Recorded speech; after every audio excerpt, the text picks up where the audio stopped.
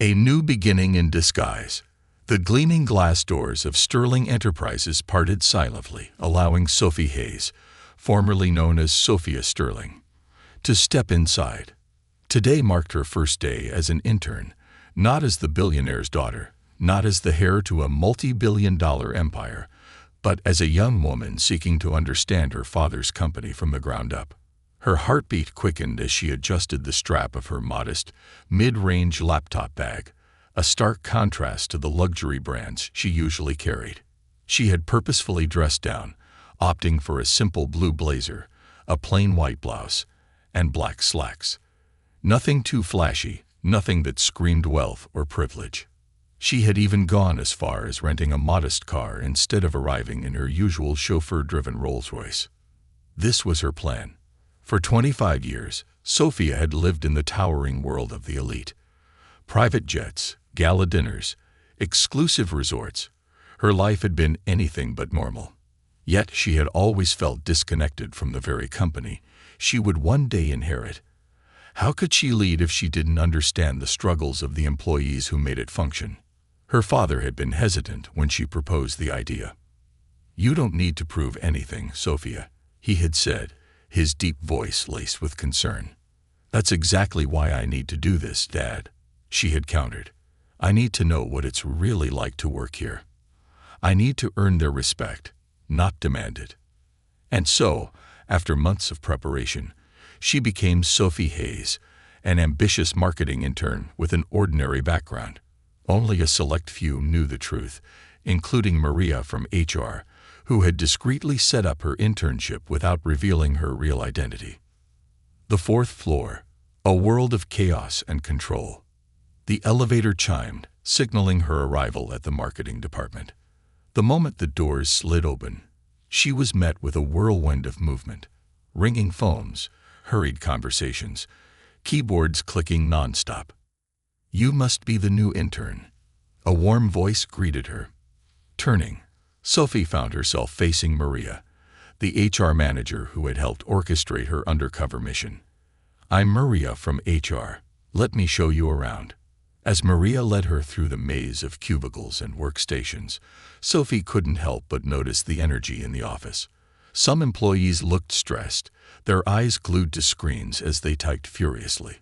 Others huddled together, whispering as if afraid to be overheard. Maria subtly leaned in and whispered, "Just a piece of advice. Stay on Ethan Brooks' good side." Sophie raised an eyebrow. "Ethan Brooks?" Maria sighed. "The department manager. He's brilliant, but let's just say he doesn't tolerate mistakes or questions." Before Sophie could respond, a tense silence fell over the office. The light-hearted chatter vanished as employees straightened up in their seats, eyes fixated on their screens. A presence strode through the main doors. Tall, confident, cold. Ethan Brooks, the manager of the marketing department. Dressed in a perfectly tailored charcoal suit, he walked with the kind of arrogance that demanded submission. Employees avoided his gaze, scrambling to look busy as he passed by. He didn't return greetings. He didn't smile. He observed. He judged. He ruled. Sophie watched as he stopped by a junior employee's desk, leaning down with a smirk. "Explain to me why this draft is still filled with errors." His voice was calm, almost pleasant, but the threat in his tone was unmistakable. I thought I fixed them, sir." The young copywriter fumbled, his hands trembling. Ethan chuckled. "Thought? Well, clearly, thinking isn't your strong suit. Maybe you should consider a different career path." The humiliation was absolute. The copywriter's face turned pale, and a few nearby employees exchanged worried glances. Maria nudged Sophie. "Now you see what I mean." She sighed. "Good luck." The manager's introduction. A lesson in arrogance. An hour later, Sophie found herself seated in front of Ethan Brooks for her intern orientation. He barely glanced at her resume before tossing it aside, leaning back in his leather chair with a self-satisfied smirk. "Listen carefully, intern." His voice was smooth but filled with condescension. "This department doesn't tolerate laziness or mediocrity. I don't care where you came from or what fancy degree you have. You either prove yourself or you're out." Sophie kept her expression neutral. "Understood, sir." Ethan studied her for a moment before continuing. "This department was a disaster before I took over. A mess of weak leadership and wasted potential. But now," he smirked, "we're the top-performing division in the company. Do you know why?" She didn't answer, knowing full well he was going to tell her anyway. "Because I don't tolerate failure." He leaned forward, his eyes hard and calculating. "Some people think business is about playing fair. It's not. It's about results. And I deliver results." Sophie simply nodded. "Good," Ethan said, seemingly satisfied. "Now get out of my office." As she stepped out, she took a deep breath, her hands tightening into fists. Ethan Brooks wasn't just demanding. He was toxic. He humiliated employees, took credit for their ideas, and used fear to maintain control. But most importantly, he was everything her father despised in leadership. This wasn't just about one bad manager. This was about the core values of Sterling Enterprises. And she wasn't going to stand by and let his reign of terror continue. A plan begins to form. Sophie spent the rest of the day observing, listening, and taking mental notes. She saw how talented employees hesitated before speaking, afraid of being ridiculed. She noticed how innovative ideas were ignored unless they benefited Ethan directly.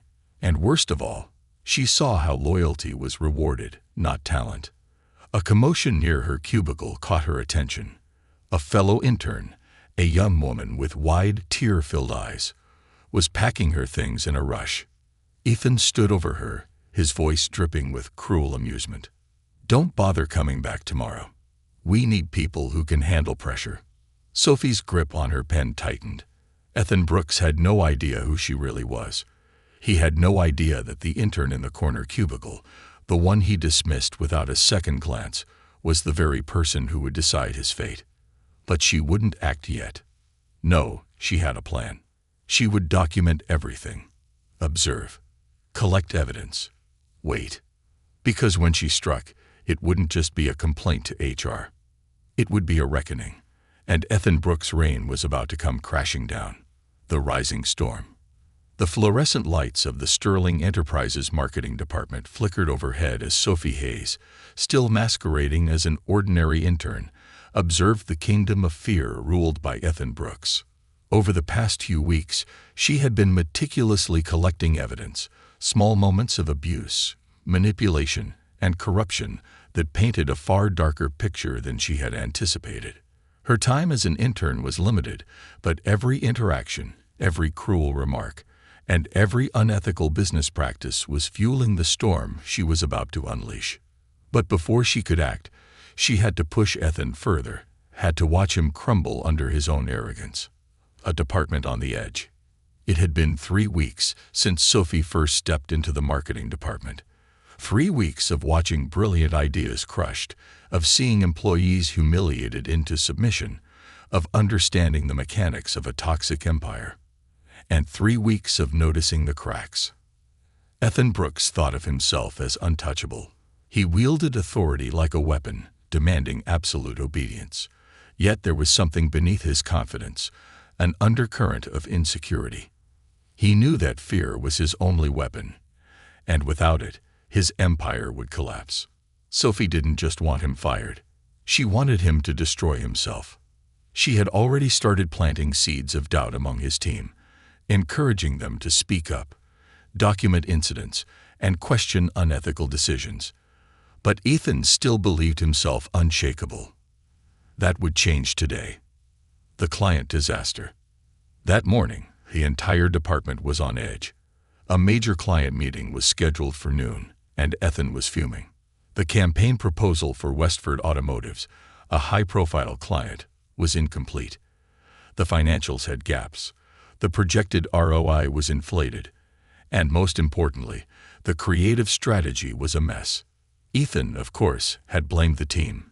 He had spent the entire morning shouting orders, throwing papers onto desks, and making it very clear that if this meeting failed, someone would lose their job. But Sophie knew the truth. The real reason the presentation was a mess was Ethan himself. He had ignored his team's warnings about inconsistent data. He had pushed an unrealistic deadline while demanding perfection. And now, as the meeting loomed, he was scrambling for damage control.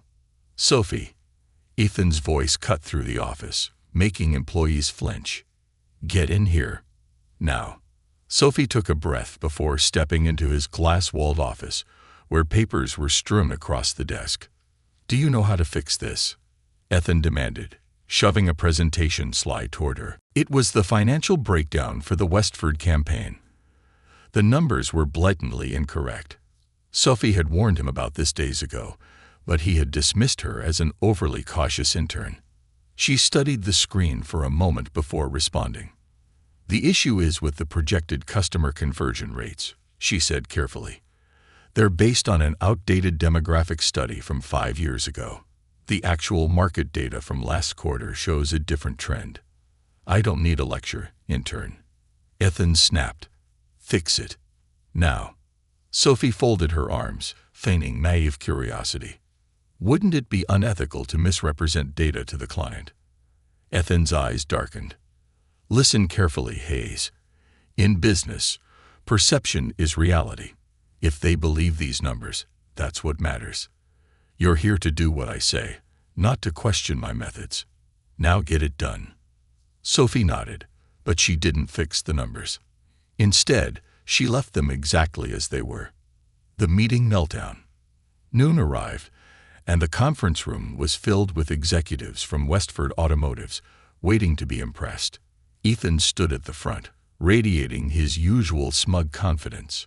Sophie sat near the back of the room, quietly observing. The presentation started well enough. Bold visuals, strong opening statements, but the moment the financial slides appeared, everything fell apart. The Westford executives immediately caught the discrepancies.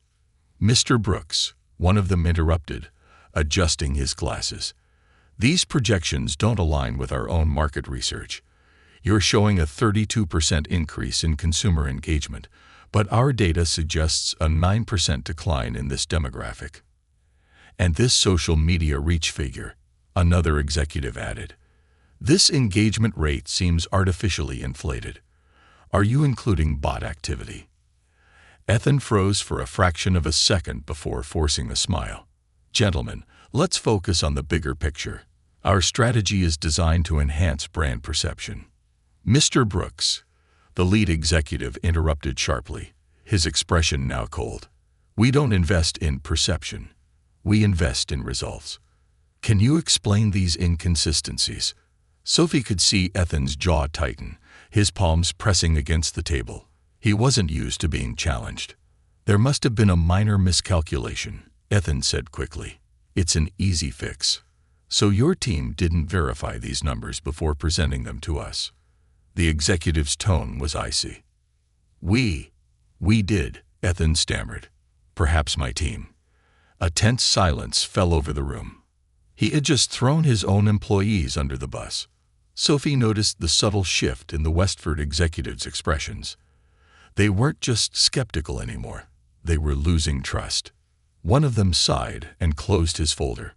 "We appreciate your time, Mr. Brooks, but we'll need to reconsider our partnership." Ethan's face drained of color. "Wait, gentlemen, let's discuss this." "No need." The lead executive stood, offering a polite but final smile. "We'll be in touch." And just like that, the deal was gone. As the Westford executives left, the room remained eerily silent. Sophie glanced around the table. Ethan's team, the employees he had bullied for years, were watching him with a strange mix of satisfaction and disbelief. For the first time, Ethan Brooks had failed. Publicly.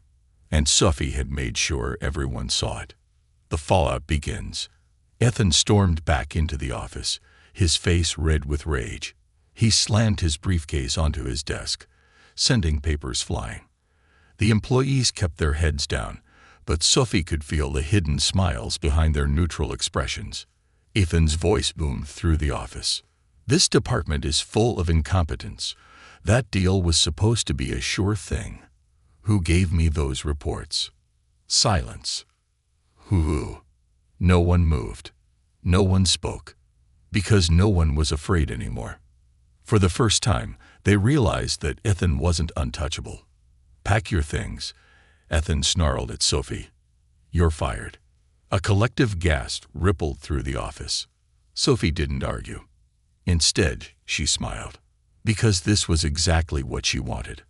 Understood, Mr. Brooks. She calmly packed her things and walked toward the elevator. Ethan thought he had won. But in reality, he had just destroyed himself. Tomorrow, her father was coming to visit. And when he did, Ethan Brooks would finally learn the truth. The unveiling of truth. The morning sun streamed through the grand windows of Sterling Enterprises' towering headquarters, casting long shadows over the silent corridors. The entire marketing department was buzzing with rumors. Sophie Hayes, the intern, had been fired in the most humiliating way possible. Ethan Brooks had made an example of her, throwing her out of the department after the disastrous client meeting. But something wasn't adding up. People had begun asking questions. Why had Sophie, an intern, challenged Ethan so boldly in the meeting? How had she known so much about financial reports and market analytics? And why did she walk out with a smile despite being fired?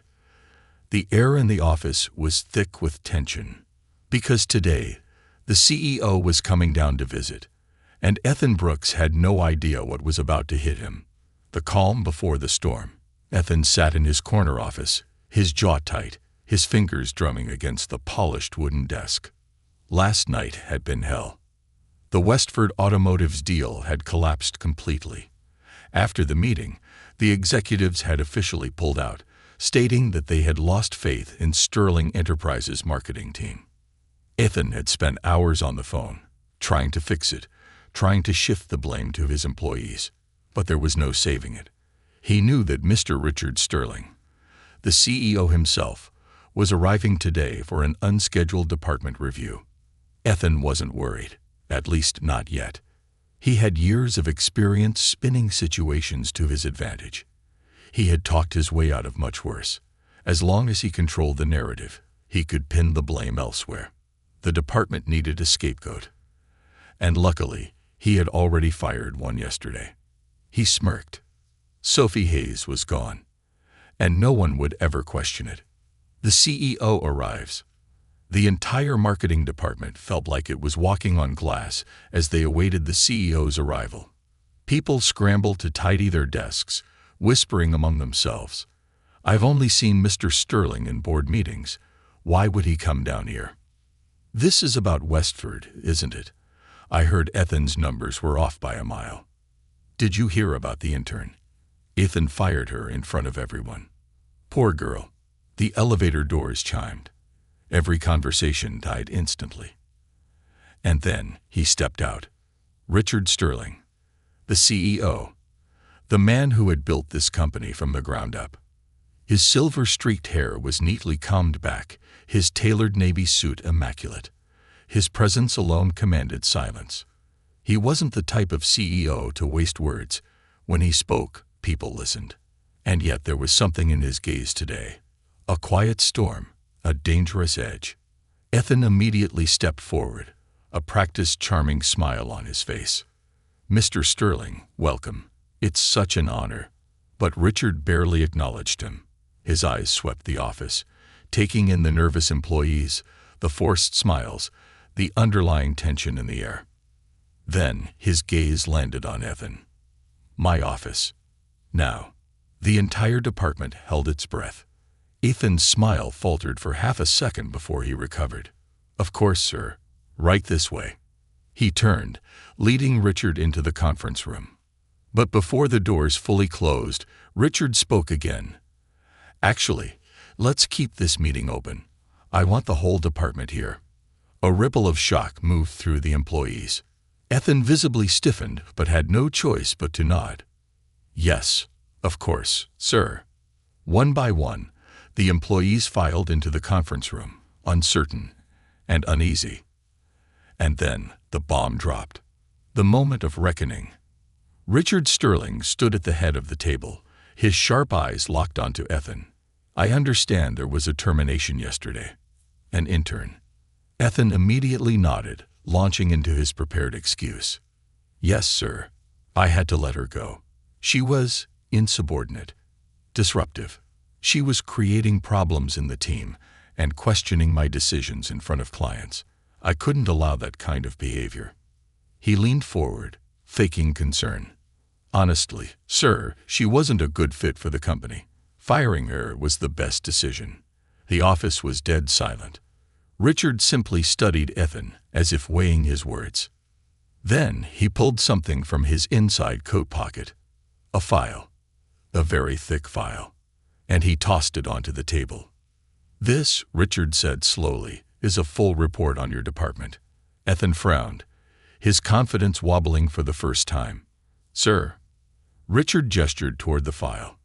Would you like to explain why there are dozens of HR complaints against you? Reports of verbal abuse, manipulation, and credit theft. Ethan's smirk evaporated. Richard flipped open the folder, revealing emails, testimonies, and financial records. And then there's this. Richard turned to the next page. A recording transcript. Sophie's recording. The very one that caught Ethan negotiating kickbacks from fraudulent marketing partnerships. Tell me, Mr. Brooks, why are you personally profiting from the viral boost deal? A vendor I explicitly blacklisted.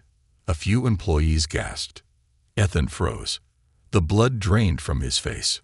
I can explain, Mr. Sterling. Richard held up a hand, cutting him off. Before you do, he turned toward the conference room door. And then he spoke the words that shattered Ethan's world completely. Sophie, come in. The doors swung open, and she walked in. No longer Sophie Hayes, the intern. No longer dressed in modest business casual. No, today she was Sophia Sterling, heiress to the empire.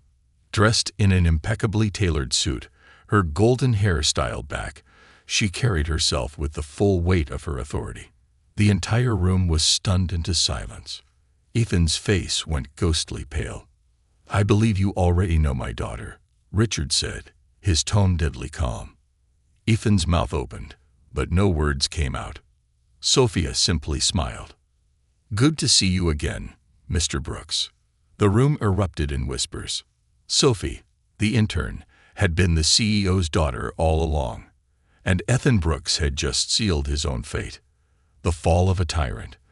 The conference room of Sterling Enterprises' marketing department was so silent, you could hear a pin drop.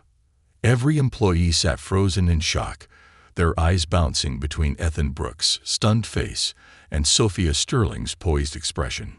Just moments ago, Ethan had stood tall, believing he had the upper hand, believing he had gotten rid of one troublesome intern. But now, he was looking at Sophia Sterling, the heiress to the very company he had ruled with an iron fist. And he had fired her. His hands gripped the armrests of his chair as if trying to ground himself. His face had gone deathly pale, his body visibly stiff. For the first time in years, the office tyrant had no words. The weight of truth. Richard Sterling, the CEO, took a slow step forward, placing his palms flat on the table as he studied Ethan with cold detachment. You still haven't answered my question, Mr. Brooks. Ethan swallowed hard. His throat was dry, his mind racing for a way out. Sir, I wasn't aware of Miss Sterling's real identity. And that excuses what, exactly? Richard asked, his voice dangerously calm. I was simply upholding company standards. Ethan blurted, desperately trying to spin the situation. She was disruptive to the workflow. I had no choice but to. Sophia tilted her head slightly, her lips curving into something between amusement and disdain. Let me get this straight, she interrupted, her voice light, but carrying an unmistakable edge. I was disruptive. Ah, yes, Ethan stammered. You constantly questioned my authority. You didn't understand how things worked. You made clients uncomfortable. A few employees let out quiet scoffs. They knew the truth. The only person uncomfortable that day had been Ethan himself. Sophia crossed her arms, watching him wriggle. Ethan, let's not insult everyone's intelligence. You fired me because I pointed out your fraudulent data. You fired me because I challenged your manipulation. And you fired me because I refused to be intimidated by you. She leaned forward slightly. Tell me, Mr. Brooks, was that disruptive for you? Ethan's jaw clenched. Beads of sweat began forming on his forehead. Richard took over. More importantly, the CEO's voice dropped, making the entire room feel colder. Was it disruptive when you manipulated numbers for the Westford deal? Was it disruptive when you took credit for your team's work? Or when you signed a contract with a blacklisted vendor for personal gain? Ethan flinched. Sir, I can explain everything. It's all a misunderstanding. Save your breath, Brooks. Richard flipped through the thick file of evidence sitting in front of him. This isn't a misunderstanding. This is a pattern. He looked up, his piercing gaze unrelenting. Do you have any idea how many people have filed complaints against you? How many employees have been silenced under your leadership? Ethan opened his mouth, but Richard slapped the folder shut. The loud smack made him jump. You've spent years thriving on intimidation, thinking it made you strong.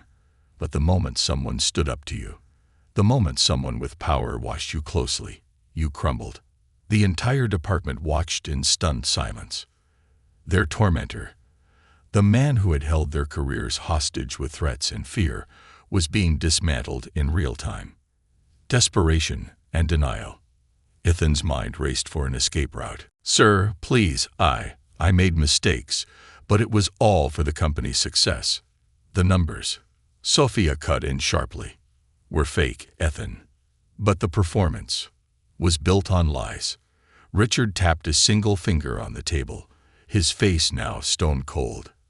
Here's what's going to happen, Mr. Brooks. Ethan stiffened. Effective immediately, you are suspended pending full investigation.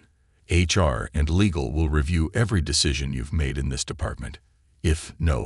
When your misconduct is confirmed, you will be terminated, and I will personally see to it that every fraudulent action is reported to the authorities. Ethan's chest heaved as panic set in. Sir, please, I can fix this. Give me another chance. Another chance. Sophia repeated, raising an eyebrow. Like the chances you gave your employees when they made honest mistakes. The same chance you gave me when you fired me in front of everyone. Ethan went silent. There was no coming back from this. The final blow. Richard gestured toward the glass doors. Maria, the HR director, a woman who had sat quietly throughout the meeting, observing everything, stood up. Yes, Mr. Sterling. Escort Mr. Brooks out of the building. The room erupted into hushed whispers. It was over. Ethan gasped, his eyes wild with disbelief. You're serious. Security is already on their way, Richard added. But, leave, Ethan. The conference room doors swung open, and 2 security guards stepped inside. Ethan looked at them, then at Richard, then at Sophia. His hands trembled as he realized he had lost everything. Slowly, he stood. His legs felt weak, his body heavy with the weight of defeat. As he walked toward the doors, nobody spoke. Nobody stopped him. Nobody defended him. And that silence said everything. The shift in power. As the doors clicked shut behind him, the room remained eerily quiet. Then Sophia took a deep breath and turned to the department. From today, things change. Her voice rang clear, filled with absolute authority. No more fear, no more intimidation, no more unethical shortcuts. She scanned the faces of employees who had lived in fear for too long. This company was built on innovation and integrity, and that's exactly what we're going back to. A few people nodded, a few more exchanged hopeful glances. You all deserve better, and as of today, you're getting it. The tension in the room broke, giving way to a wave of relief. A slow clap started, then another, and then The entire room erupted into applause. For the first time in years, the marketing department felt free, and Sophia Sterling had just taken her rightful place as its leader. The end of an era. As the security guards led Ethan Brooks out of the conference room, the entire department held their breath. For years, Ethan had controlled this floor with an iron grip, treating people like pawns in his personal game of power. Now, for the first time, he looked small, defeated. His expensive suit, once a symbol of his arrogance, was now wrinkled and disheveled. The confidence that had once oozed from his every move was now replaced with dread. He turned back one last time, his eyes filled with desperation, searching for someone, anyone, to stand up for him. But there was nothing. No sympathy, no support, just cold silence. His empire had crumbled. The aftermath. A department reawakens. As soon as the doors closed behind him, an uneasy silence settled over the office. The marketing team sat motionless, as if still processing what had just happened. Then, like the first break in a dam, someone exhaled sharply. A few exchanged glances, hesitant smiles creeping onto their faces. Then, slowly, clapping. It started from the back. One person, then another. And before anyone could stop it, the entire room erupted into applause. People who had been afraid to speak for years now stood up, their faces relieved, elated. This wasn't just about getting rid of a bad boss. This was about freedom, about the end of fear. Sophia watched quietly, feeling the weight of the moment. She had known that people suffered under Ethan, but the sheer emotion in the room told her just how deep his reign of terror had gone. "I can't believe it," Anna, one of the designers, whispered. "He's finally gone." "We should have spoken up sooner," Mark, a strategist, muttered, shaking his head. "But he made us believe we had no choice." Sophia turned to them, her expression calm but resolute. "You weren't wrong to be afraid," she said. "Fear is powerful. It keeps people in line. It makes them doubt their own instincts. Ethan built his entire rule on it." She took a slow breath before adding, "But today, you all took it back. And that means everything." A wave of relief and validation washed over the team. This wasn't just about one bad manager. It was about fixing what had been broken for years. And Sophia was just getting started. HR steps in. The investigation begins. As the applause died down, Maria from HR stepped forward, her expression serious but composed. She carried a stack of papers, the top page labeled OFICIL, investigation, Marketing Department Ethics Violations. As you all just witnessed, Maria began, "Mr. Brooks has been suspended pending an internal investigation." A murmur spread through the team. Everyone knew Ethan had done shady things, but now they had a chance to make things right. Starting today, HR will be reviewing every report, every complaint, and every financial discrepancy linked to Mr. Brooks' leadership. Maria glanced at Sophia, nodding slightly before adding, "And we're asking for your help." People exchanged looks, hesitating. Speaking up had always been dangerous under Ethan. Then, Lisa, a senior copywriter, raised her hand. "Does that mean we can finally report the times he harassed employees?" she asked, her voice steady, but filled with years of frustration. Maria nodded. "Yes, and it will be taken seriously." "And the stolen ideas," Mark added, his eyes dark with old anger. "Ethan took credit for projects I worked on for weeks." Maria tapped her stack of documents. "We want all of it." That was all it took. Like a spark in dry grass, employees began coming forward. He demoted people who disagreed with him. He sabotaged people he saw as competition. "I was supposed to get a promotion last year, but he gave it to one of his favorites. He made me work overtime without pay for months." Sophia listened carefully, watching as the truth finally surfaced. This was what she had come here for. And she wasn't done yet. The first order of business: rebuilding trust. After the meeting officially ended, Sophia asked for everyone to stay behind for a few minutes. "Before we all go back to work," she said, "I need to say something important." The room quieted again. For too long, this department has been run on fear, manipulation, and toxicity. That changes today. People watched her intently, waiting for what she'd say next. "Some of you already know, but for those who don't, yes, I am Sophia Sterling. Yes, I am the CEO's daughter. And yes, I came here undercover because I needed to see firsthand what was happening here." She took a small pause, then added, "And what I saw, it was worse than I imagined." A few employees nodded. "But that means we have work to do. This department is filled with some of the most talented, hard-working people in this company. You all deserve better." She gestured toward Maria from HR. "Starting today, we're doing a full review of promotions, raises, and past projects. If you were unfairly passed over or mistreated, we'll fix it." The air in the room shifted, not just relief, but hope. This is a fresh start. For all of us.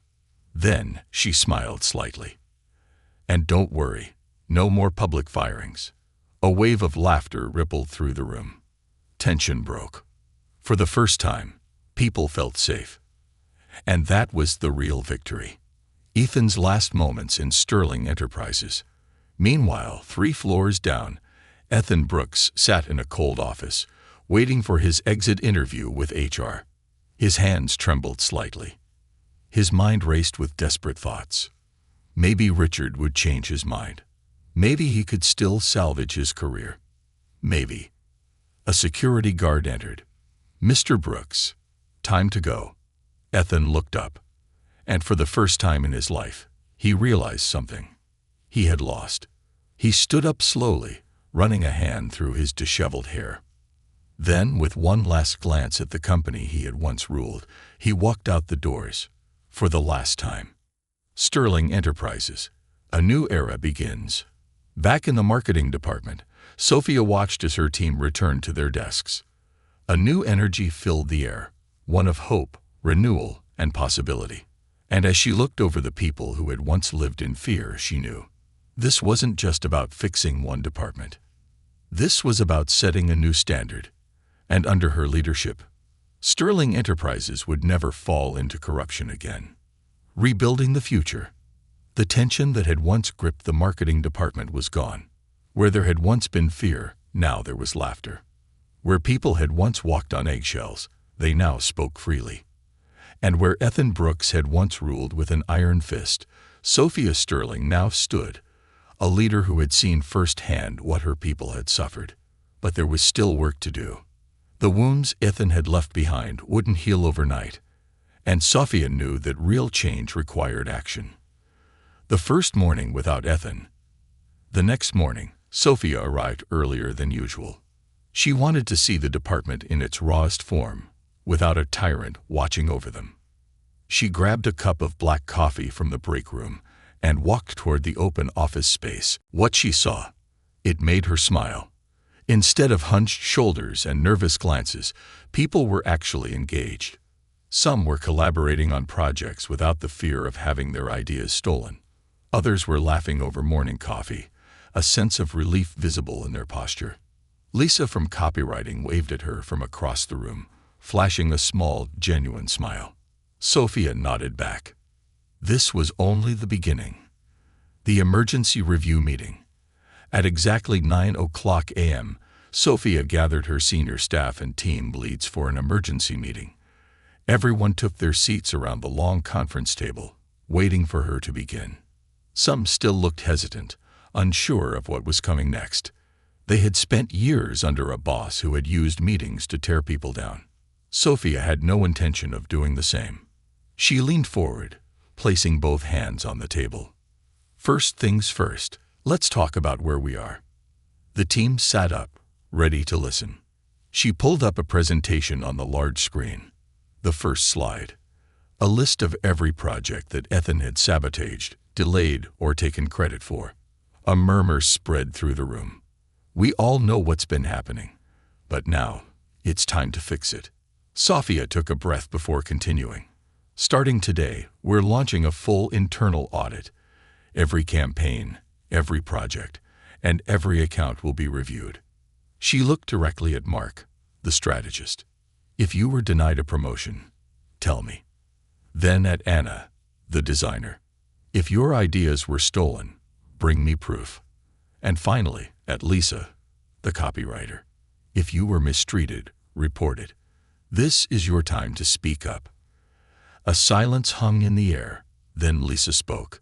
And what if we don't have proof? Sophia smiled softly.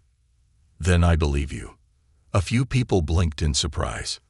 Ethan had spent years gaslighting them, making them feel powerless.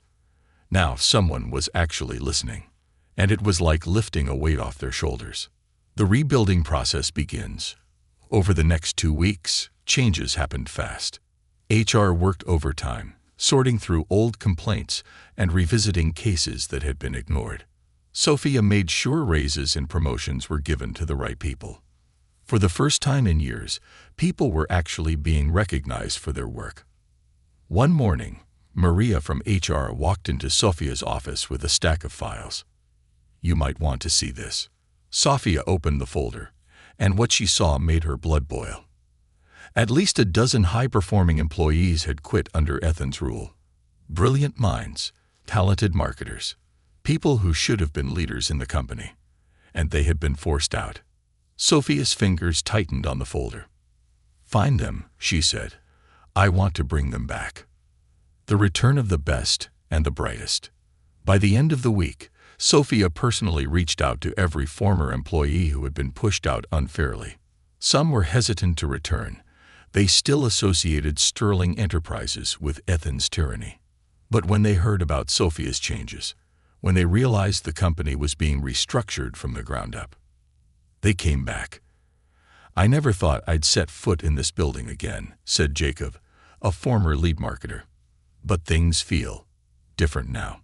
Sophia smiled. Because they are. The final piece of the puzzle. Winning back clients. While the department was healing internally, there was still one major problem left. Westford Automotives, the biggest client Ethan had lost. Sophia knew that if she could bring them back, it would prove that the marketing department was stronger than ever. So she picked up the phone and called Mr. Donovan, the head of Westford's marketing division. Ms. Sterling, he greeted her coolly. I assume you're calling about our last meeting. I am, Sophia said. And I want a second chance. A pause. Then a chuckle. I admire the confidence, but why should we reconsider? Sophia leaned back in her chair, her mind racing. Then she said something that made Mr. Donovan stop in his tracks. Because we're not the same team you walked away from. And I guarantee you, we'll prove it. A bold move. The Westford presentation. Sophia didn't waste time. She gathered her best strategists, copywriters, and designers. She told them, we're going to rebuild this campaign from scratch, and we're going to make it better than anything Ethan ever produced. They worked around the clock. And when the day of the Westford meeting arrived, Sophia stood at the head of the conference room, facing the skeptical executives.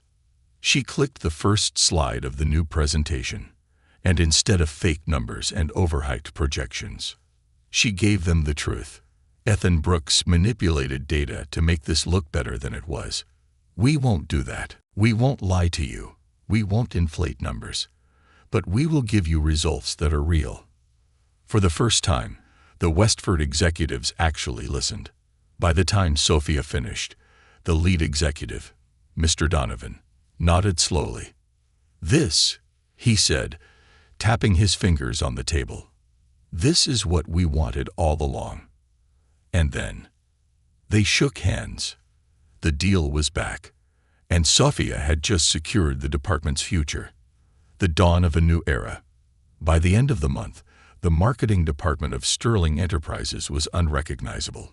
People no longer dreaded coming to work. They looked forward to it. Talent that had once been buried under fear was now flourishing, and at the head of it all, Sophia Sterling. She had come in as an intern. She had walked through fire. She had seen the worst of her own company. And now, she had rebuilt it. from the ground up. And she wasn't stopping there. The legacy of leadership. Sophia Sterling sat in her new office, staring out at the glittering skyline of the city. It had been 6 weeks since the fall of Ethan Brooks, and Sterling Enterprises' marketing department had transformed into something unrecognizable. Where once there had been fear, there was now trust. Where people had once worked in silence, afraid to speak their minds, now they shared ideas freely. Where talented employees had once gone unnoticed, now they were leading the charge into a new era. But Sophia wasn't done yet. She had saved the department. Now she needed to secure its future. And to do that, she had one final mission. The CEO's visit, a father's approval. A soft knock on the door pulled Sophia from her thoughts. She turned to see Richard Sterling, her father and the CEO of Sterling Enterprises, standing in the doorway. "You look like a woman with the weight of an empire on her shoulders," he said, stepping inside. Sophia smirked, leaning back in her chair. "That's because I am." Her father chuckled, then took a seat across from her, folding his hands over his knee. "I've been hearing good things about this department," he said, his expression unreadable. Sophia raised an eyebrow. "Good things. That's it." Richard's lips curved slightly. "Very good things." Sophia let out a breath she hadn't realized she was holding. Her father had always been her biggest critic, but also her biggest inspiration. She wanted his approval, not because he was the CEO, but because he was the one who had taught her what real leadership looked like. "You proved me wrong, Sophia," Richard admitted. "When you came to me with this plan, I thought you were making a mistake. I thought you would walk away after a week, frustrated and exhausted." He leaned forward slightly. "But you didn't just survive, you thrived. And you made others thrive with you." For a moment, Sophia felt like a little girl again, standing in her father's office, desperate to prove herself. Now she had. "So what's next?" Richard asked, curiosity flickering in his sharp eyes. "You rebuilt this department. You won back our biggest clients. You've done more in 2 months than some executives do in a lifetime. What's your next move?" Sophia didn't hesitate. She reached into her drawer and pulled out a folder labeled Project LJC. Her father's eyebrows lifted slightly. "You've been busy." Sophia slid the folder across the table. "I'm not just fixing this department, Dad." Her voice was calm, steady. "I'm fixing this company." Richard Sterling flipped open the file.